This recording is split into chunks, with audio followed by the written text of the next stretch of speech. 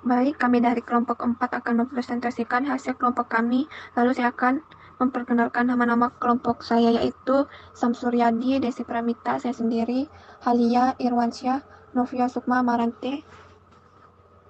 Lalu materi yang pertama, ANOVA. ANOVA, pengertian, analisis statistika yang menguji perbedaan relata kelompok atau sejenis perlakuan. Jenis RAL, rencangan acak lengkap, terdapat perlakuan dan ulangan.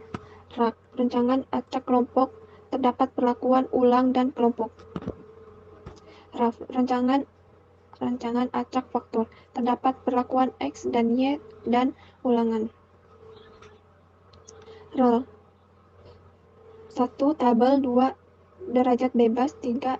Faktor koreksi 4. Jumlah kuadrat 5. Kuadrat tengah 6. F hitung 7. Tabel ANOVA 8. Berpengaruh nyata atau tidak. Uji BNT. Beda nyata terkecil. Untuk melihat perlakuan mana yang memberi pengaruh nyata. Sekian dari saya. Terima kasih. Contoh soal seperti pengaruh penambahan ekstrak serai sebagai immortalisasi terhadap lama pingsan ikan nila. Euchromis niloticus. Kita bisa lihat di tabel ada 5 perlakuan A, B, C, dan E. Ekstrak serai dengan 5 ulangan juga 1, 2, 3, 4, dan 5. Yang dimana perlakuan disimbolkan P dan ulangan sebagai L. Dari semua data ulangan ini, kita jumlahkan baik secara horizontal, yaitu jumlah, dan vertikal, yaitu total. Perlakuan A, ulangan 1, 2, 3, 4, dan 5, yaitu 5 ditambah 6, ditambah 2, ditambah 3, ditambah 4, sama dengan 20. Perlakuan B, ulangan 1, 2, 3, 4, dan 5, 3 ditambah 1, ditambah 1, ditambah 4, ditambah 7, sama dengan 16. Perlakuan C, ulangan 1, 2, 3, 4, dan 5, 7 ditambah 7, ditambah 9, ditambah 10, ditambah 8, sama dengan 41. Perlakuan D, ulangan 1, 2, 3, 4, dan 5, 3 ditambah 4, ditambah 6, ditambah 1, ditambah 5, menghasilkan 19. Kemudian perlakuan E, ulangan 1, 2, 3, 4, dan 5, dimana 7 tambah 7, tambah 8, tambah 4, tambah 9, sama dengan 19. Pada ulangan 1 dengan 5 perlakuan, kita jumlahkan 3, 5 ditambah 3, ditambah 7, ditambah 3, ditambah 7, menghasilkan 25.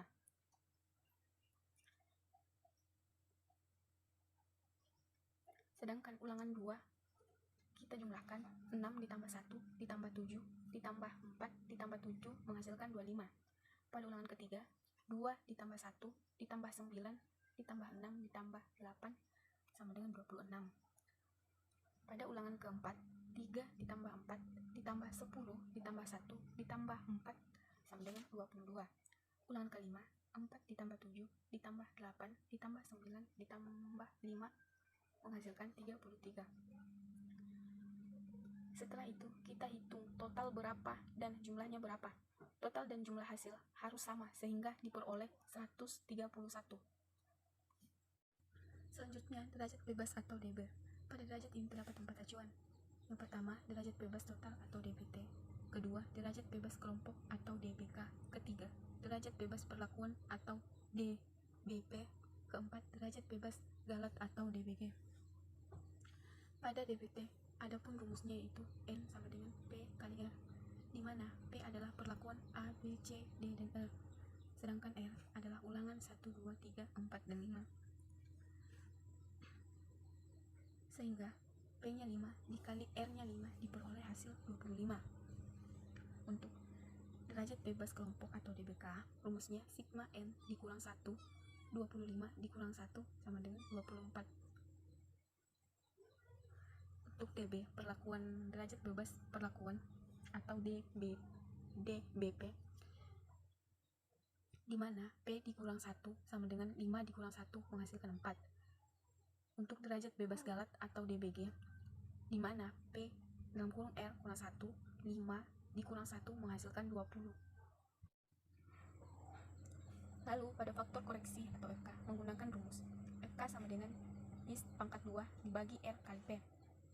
IS ini adalah dari jumlah dan total yang masing-masing dihitung dari tabel sebelumnya, yaitu 131. 131 pangkat 2 dibagi P dikali R.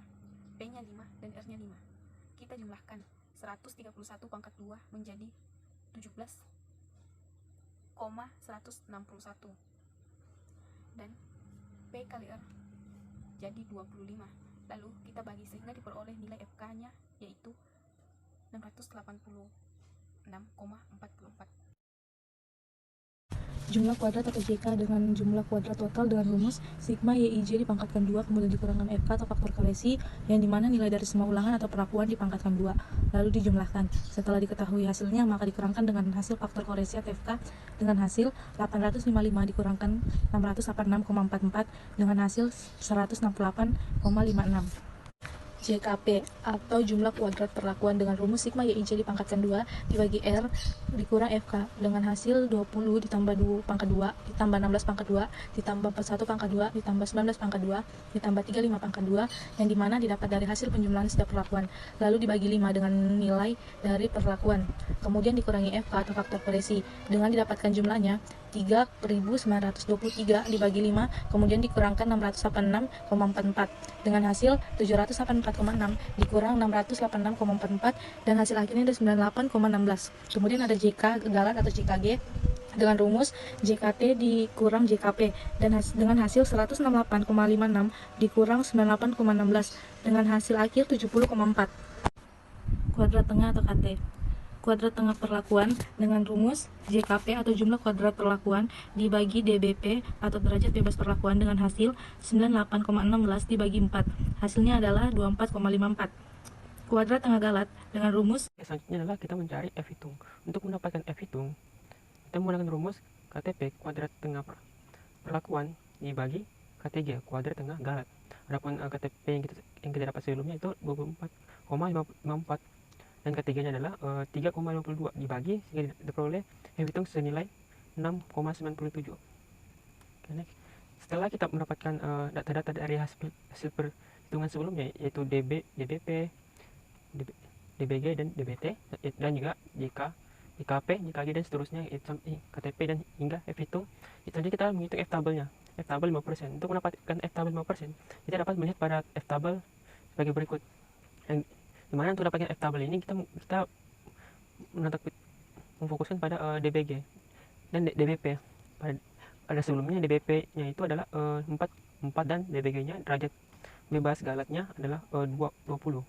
Kita bisa melihat di tabel ini ada mana DBG-nya 4 dan DBP-nya derajat bebas perlakuannya 4 dan DBG-nya adalah derajat bebas galatnya 20 sehingga ditarik sehingga diperoleh F tabel 5%. Diperoleh nilai senilai 2,87. Karena F hitung lebih besar daripada F tabel, yaitu F hitungnya 6,97 lebih besar dari F tabelnya 2,87, sehingga dapat kita asumsikan bahwa pengaruh penambahan ekstrak serai sebagai immortalisasi atau pemisahan terhadap lama pingsan ikan nila itu berpengaruh nyata. 2. Regresi. Regresi merupakan metode untuk memperkirakan hubungan antara sebuah variabel terikat dan satu variabel independen atau lebih. Variabel X itu biasanya diartikan sama dengan bebas atau independen, sedangkan variabel Y itu diartikan terikat atau independen. Metode ini juga bisa digunakan untuk menilai kekuatan hubungan antara variabel. Contoh, hubungan kepadatan mangrove terhadap kelimpahan kerang kapah. Bisa kita lihat di sini untuk yang X itu masuk di kepadatan mangrove, sedangkan untuk variabel Y atau terikat masuk di kelimpahan kerang kapah. Hubungan kepadatan mangrove terhadap kelimpahan kerang kapah. Ini contoh soal ya.